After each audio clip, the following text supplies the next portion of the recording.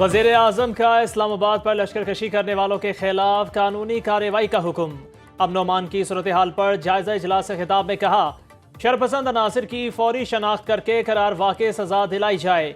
इंतशार फैलाने की मज़मूम साजिश से मुल्क को अरबों रुपए का नुकसान पहुंचा। मौशी नुकसान के जिम्मेदार इंतशारी टोला और उसके करता धरता हैं। इस्लामाबाद पर लश्कर कशी का मकसद मुल्क में अदम इस्तेहकाम पैदा करना था। जामे शहादत नोश करने वाले एहलकारों को पूरी कौम खिराज अकीदत पेश करती है।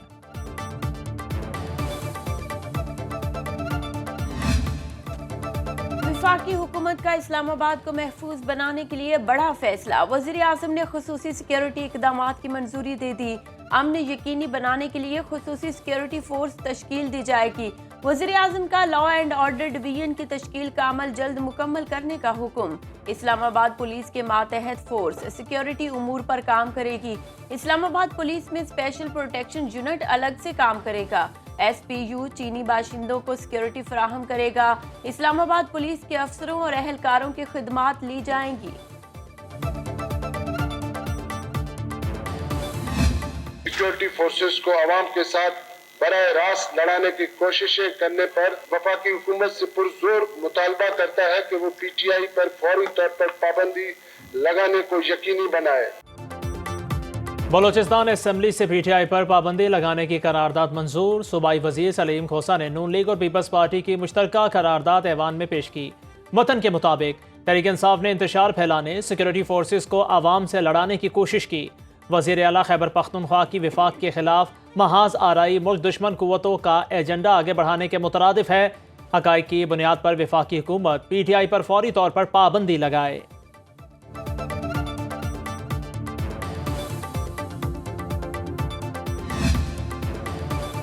PTI कोर कमेटी इजलास में गर्मा गर्म बहस। 24 नवंबर के एहतजाज के लिए मुशावरत का फुकदान तस्लीम। खैबर पख्तूनख्वा में मुमकिना गवर्नर राज के नफाज पर भी गौर।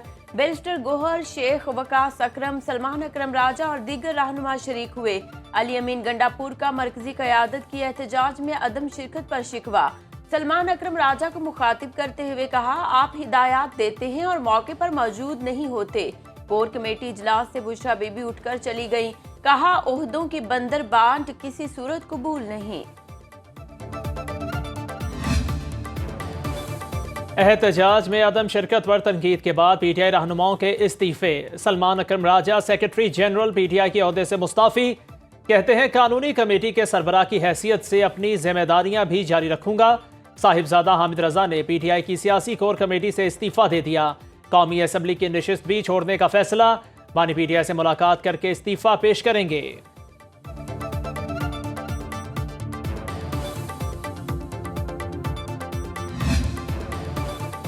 इस्लामाबाद एहतजाज के दौरान पुरतशद्दुद कार्रवाइयों पर बानी PTI और पार्टी क़यादत पर 16 पर्चे कट गए। इस्लामाबाद 8, रावलपिंडी 1 और अटक के थानों में 7 मुकदमात दर्ज। इंसदाद दहशतगर्दी, कत्ल, कार्य सरकार में मुदाखलत, अगवा समेत 23 संगीन दफात शामिल। बुशरा बीबी, अली अमीन गंडापुर, आरिफ अलवी, सलमान अकरम राजा, शेख वकास और दीगर रहनुमा भी नामजद। GHQ हमला केस में बानी PTI पर एक बार फिर फर्द जुर्म आयद न हो सकी। तुम्हारी गलत रविश और गलत हुक्मरानी के नतीजे में आज पाकिस्तान में कदम कदम पर इस्तिराब है। सूबे सिंध है तो सिंध के वसाइल पर सिर्फ सिंध के अवाम और उनके बच्चों का हक है। 18वीं तरमीम के जरिए से इसकी तलाफी की गई। जो कुछ हमने हासिल किया था उस सारी मेहनतों पर पानी फेरने के लिए ऐवान में 26वीं तरमीम लाई गई। पाकिस्तान को अनारकी की तरफ धकेला जा रहा है। गलत हुक्मरानी की वजह से मुल्क में कदम कदम पर इज़्तिराब है। दोबारा इलेक्शन होने तक चैन से नहीं बैठेंगे।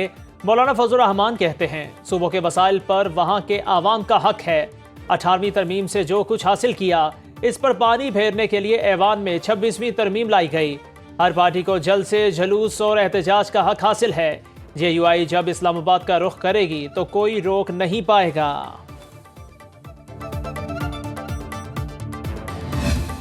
मुल्क के खिलाफ जो साजिशें हो रही हैं और फॉरेन फंडेड और फॉरेन एडेड जो अलहदगी की तहरीकें चल रही हैं, उनका ख़ात्मा az had ज़रूरी है. Stock exchange again it jumped by more than 3,000 points and today it crossed 100,000 points. I think this is the biggest mark in Pakistan's history.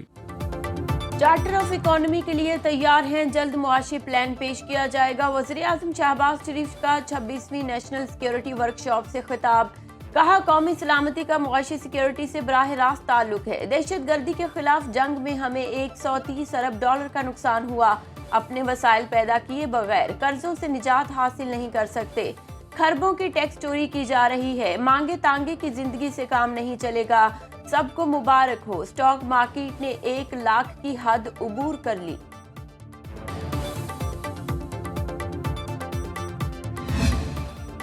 मौजूदा हुकूमत के 9 माह में स्टॉक मार्केट में 35,000 पॉइंट्स का इजाफा रिकॉर्ड। इंडेक्स ने रवां हफ्ते कई बार 99,000 पॉइंट्स की सतह उबूर की। माहिरीन के मुताबिक मईशत में मस्बत अशारियों की वजह से स्टॉक मार्केट इस मकाम तक पहुंची। माहिरीन के मुताबिक सियासी सूरत हाल में मजीद इस्तेहकाम आया तो मार्केट में मजीद बेहतरी आ सकती है। ब्रोकर्स का कहना है मुल्की मईशत में पहली बार स्टॉक मार्केट में 1 लाख पॉइंट्स तक पहुंचने का ख्वाब पूरा हो गया।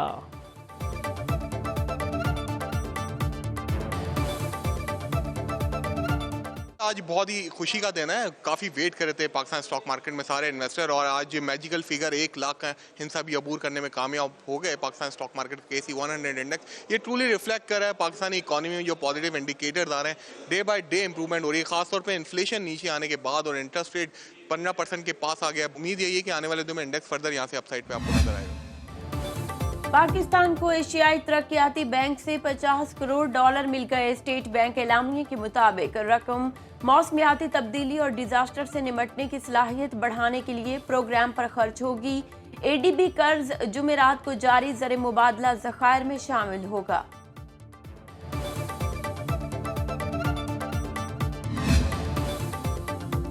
वज़ीर आला बलोचिस्तान ने कोयटा से अगवा बच्चे की बाजियाबी के लिए JIT तश्कील दे दी। सरफराज बुगटी की बलोचिस्तान असम्बली के सामने धरने में आमद। खिताब में कहा, मग़वी बच्चा मेरे बच्चों की तरह है, वर्षा के दुख दर्द में बराबर का शरीक हूँ। मुजाहिरीन को मुसव्विर खान काकड़ की बाजियाबी की यकीन दहानी। धरना कमेटी का 10 दिसंबर तक एहतजाज मुलतवी करने का ऐलान।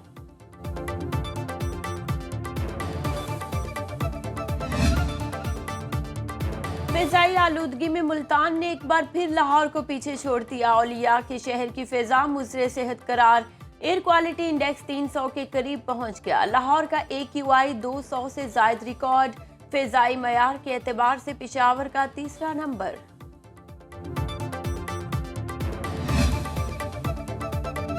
इस्लामाबाद और बालाई इलाकों में बादल बरसने को तैयार। आज से 2 दिसंबर तक मरी, गलियात, खिताब-ओ-चौहार और मियांवाली में हल्की बारिश मुतवक्के। वजीरिस्तान, मोहम्मद, दीर, खैबर, कोहिस्तान, गिलगित बल्तिस्तान और कल्लात में बारिश के साथ बर्फबारी का अलर्ट। महकमा मौसमियात की बलोचिस्तान के बाज़ इलाकों में भी बारिश की पेशगोई।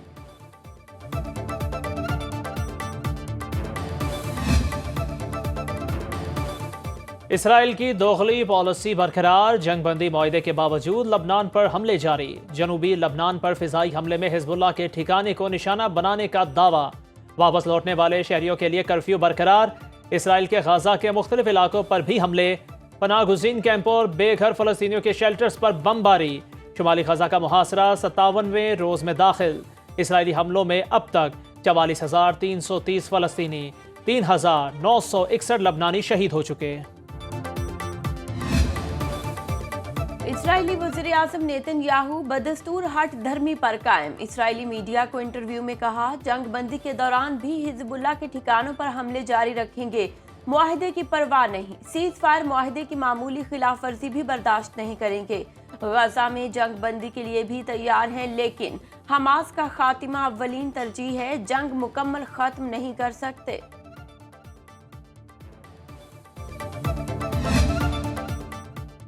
यूक्रेन को जौहरी हथियार फराहम किए गए तो रूस मोहलिक हथियारों के इस्तेमाल से गुरेज नहीं करेगा। सदर व्लादिमीर पुतिन का इंतबाह। दौरा काज़ाकिस्तान पर दारुल हुकूमत आस्ताना में न्यूज़ कॉन्फ्रेंस में कहा, यूक्रेन के लिए जौहरी हथियार बनाना नामुमकिन है। मगरबी ममालिक भी बाज रहें। यूक्रेन की तमाम तर सूरत हाल मॉनिटर कर रहे हैं। दूसरी जानिब मगरबी यूक्रेन पर मिसाइल हमलों से बिजली का तबाहाल निज़ाम बहाल ना हो सका। 10 लाख अफराद बिजली की फराहमी से महरूम।